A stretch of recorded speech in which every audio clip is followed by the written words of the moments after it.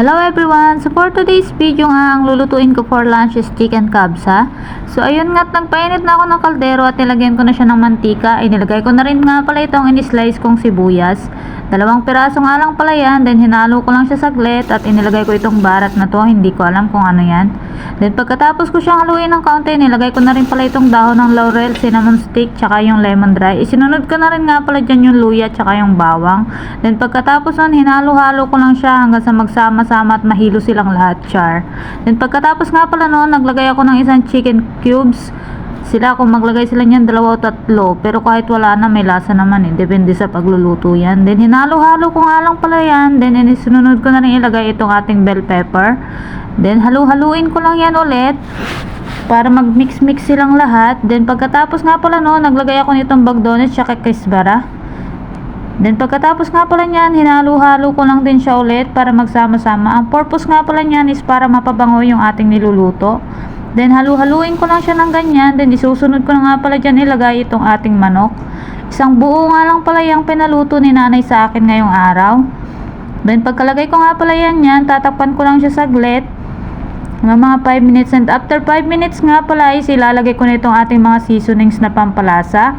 Then pagkatapos na, naglagay nga rin pala ako dyan ng kalahating lemon juice. Pagkatapos ko nga ilagay yung lemon, isinalo-halo ko lang itong ating manok para manuot yung mga pampalasang inilagay natin. Then hahayaan ko nga lang pala siyang kumulo dyan ng mga 20 minutes. Ang purpose nga pala ng lemon juice na nilagay natin is para mawala yung lansa ng ating manok. Then tinakpan ko nga lang siya, tinayaan ko siyang kumulo-kulo. Then after that, ganito na yung kinalabasan niya. Then pagkatapos nga nun is binaligtad ko lang itong ating mga manok para hindi masunog. Then pwede rin kayo dyan mag-add ng siling green, depende kung ilan ang gusto nyong ilagay. Naglagay nga lang pala ako dyan ng isang siling green na haba. Then pagkatapos sinakpan ko lang siya ulit saglit, then nilagyan ko na siya ng tubig. Then pagkatapos sinalo-halo ko lang siya at hayaan ko siyang kumulo. Then habang magpapakulo ako ng manok, is ito, naghugas na nga pala ako ng bigas kasi ibinababad dito ang bigas. Matagal din siyang hugasan. Then ito na siya at kumukulo na. Then pagkatapos nun, isinahon ko na itong ating mga manok dahil nalulunod na sila, char. Then pagkatapos nga palang ahunin, sasalain ko itong pinagpakuluan ko kasi yan yung gagawin nating tubig dun sa ating kanin.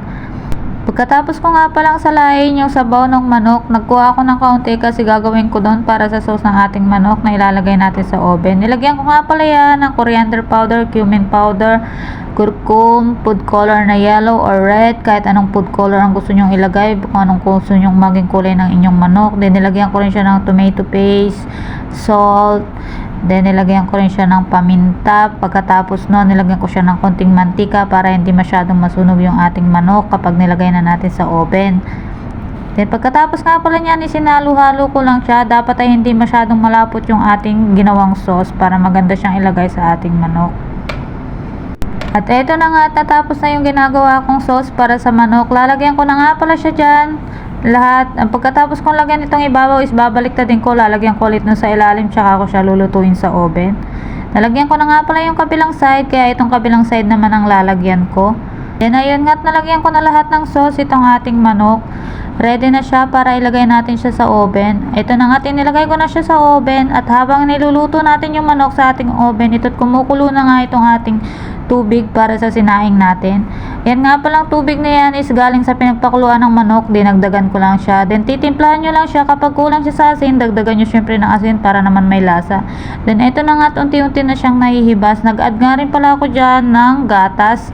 Depende sa inyo yan, optional lang yon para mas masarap at mas ganda yung kalalabasan ng ating kanin. At nung medyo konti na nga yung tubig niya is lalagyan lang siya ng sili dyan. Optional lang din yung paglagay ng sili. Then pagkatapos niya, nilagyan ko na rin siya ng foil sa ibabaw at tatakpan. Then ilalagay ko siya sa mahinang apoy para hindi siya masyadong masunog. Kasi mamaya pa naman siya kakainin. Nag-i-in lang siya, kaya kailangan sa mahinang apoy lang siya ilalagay. Then pagkatapos niya, isihintayin ko lang maluto yung ating manok and lalagyan ko na rin siya ng foil. Pagkatapos ka ng ilang minuto is tapos na nating lutuin itong ating manok, ready to serve na siya. At ito na nga pala yung finished product niya. Thank you for watching!